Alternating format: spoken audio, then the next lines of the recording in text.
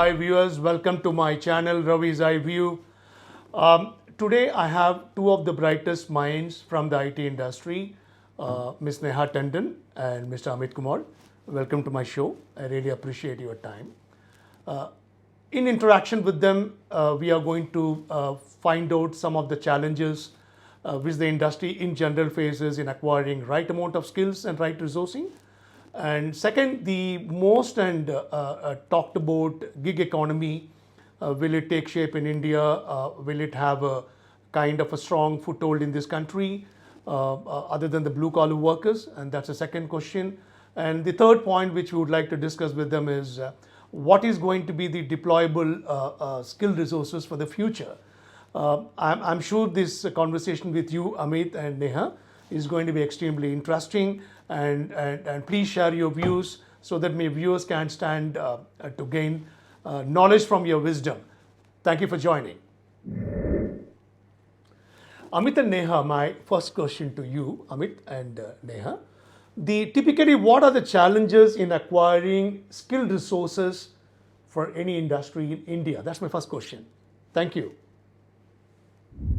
I totally agree, Mr. Ravi Venkatraman, because in our standards of the education, we only teach science, only teach history of the science. We don't teach science per se.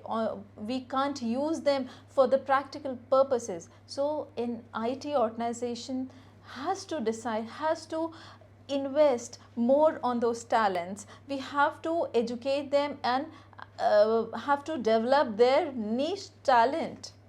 Do you agree, Amit? Yeah, I think I would agree with that. Our current education system, though it might not have kept in tune with the changing times. Industry is moving towards a more niche segment of artificial intelligence, machine learning, big data, analytics, and all. And most of the universities are still, the curriculum might not be updated up to the mark. If you see our current batch of talent pool which is coming out of colleges, engineering graduates, out of 16 lakh seats in India, only 8.5 lakhs goes filled, which is about half of it. People do not join the stream. It might be to the lack of STEM, as they call it, science, technology, engineering, and maths in India, or opening up of better avenues. It's also a lot to do with the quality of people, graduates which pass out of colleges from different diverse geographies. Quality of an engineering graduate from a place like Kanpur in north might not be same from somebody passing out of Tirupur in south. So the customer experience for a people engineers who are customer facing might not be uniform. That's one. Second is, as per NASSCOM survey itself, 25% of the engineers coming out of the colleges, they are world class. They go out to work for the best of the MNCs across the globe, like Google, Amazon, Microsoft. The next 25% work for the tier 1 Indian companies. The balance 50% is something which might not be that productive or usable in the current shape and form in which they come out of the college. So they need to be kind of reskilled, retrained, polished to be make industry ready, because the industry academia interface is a very critical part of the whole requirement for somebody to be industry ready to be absorbed as soon as they pass out of the colleges. Do you agree with that, Neha? Yeah. Thank you, Neha and Amit. I think that's a very interesting perspective what you presented. Yes, there is a disparity in education. Of course, a degree holder from Tamil Nadu, degree holder from Delhi, both are degree holders, but when you put them under one roof, you'll find the differences are too vast in contrast. I really, really appreciate for your views. The second question which I want to pose to you is, largely in the advanced economy, if you look at the employed or the employable resources, they are typically engaged through an economy model called gig. Do you think India will have a sort of a future for gig economy? What's your view on that?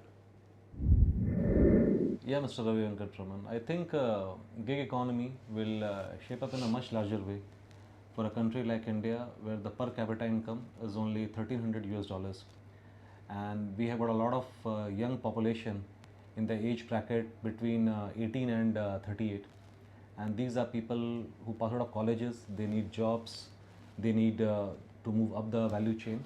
And as we say that the process of urbanization and modernization happens when the economy gets more literate and then they get more employable. Having said that, we see that gig economy has gone up recently quite a lot with the new age startups coming into play, companies like Zomato, Swiggy, Urban Ladder, Uber and Ola coming into foray.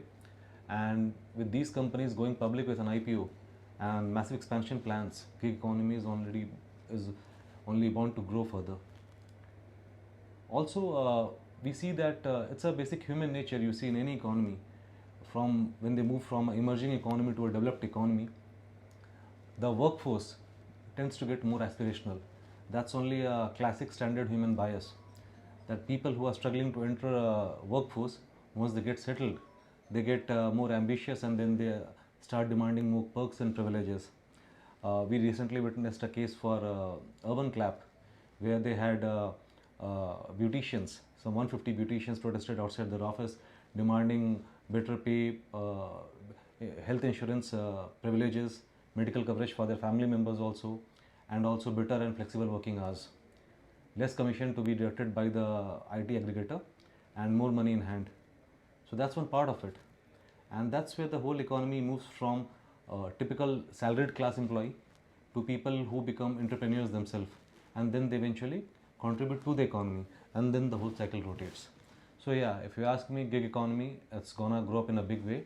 It was started by the McDonald's and Domino's pizza delivery boys to begin with some 15-20 years back, but it's getting up in a big way, and that's the way forward when we want to employ a larger workforce, get into the mainstream and make them contribute to the economy going forward.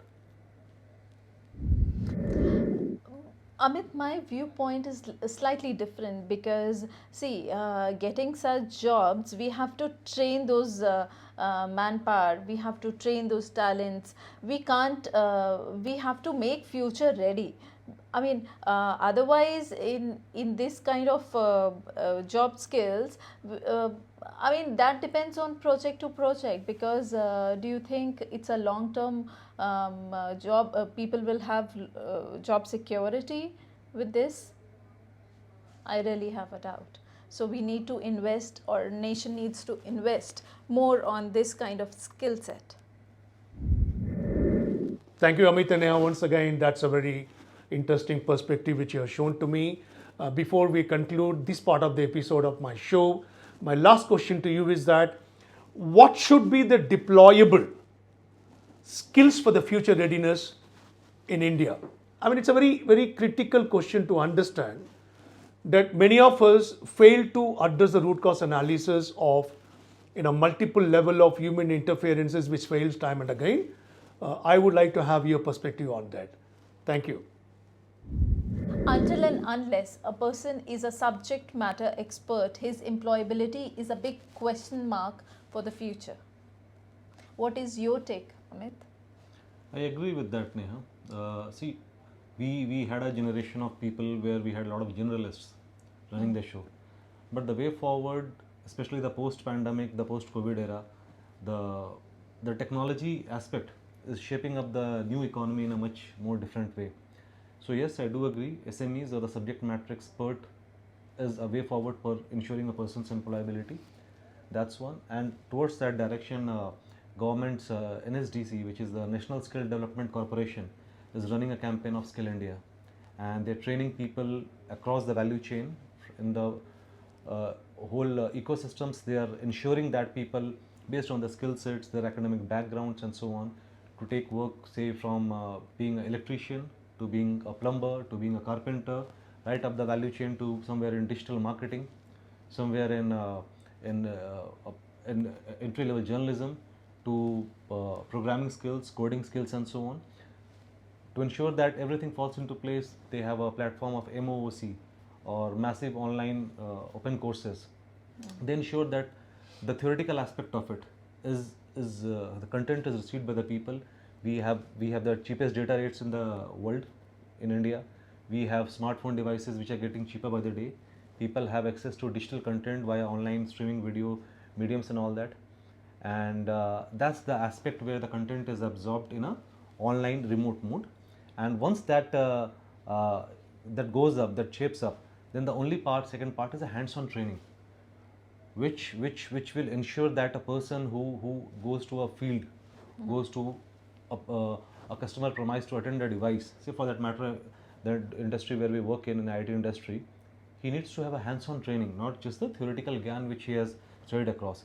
So I think a culmination of both, which is the theoretical content through online recorded content, videos, through live interactive classes, as well as physical training, is the way forward to educate the whole economy with the kind of digital explosion which we are facing, the internet penetration which is increasing in the country.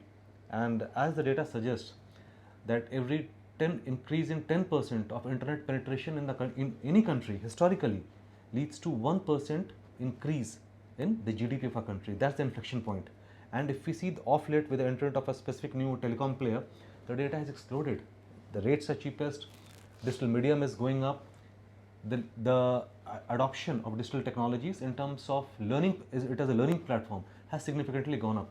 And I think that is the way forward for people to attain more knowledge, learn the concepts of it, and then consolidated with a hands-on training for a person to become an actual subject matter expert. Thank you, Amit. It was an insightful analysis. Thank you, Mr. Ravi for inviting us to your channel. And we look forward to more such enlightening sessions in future.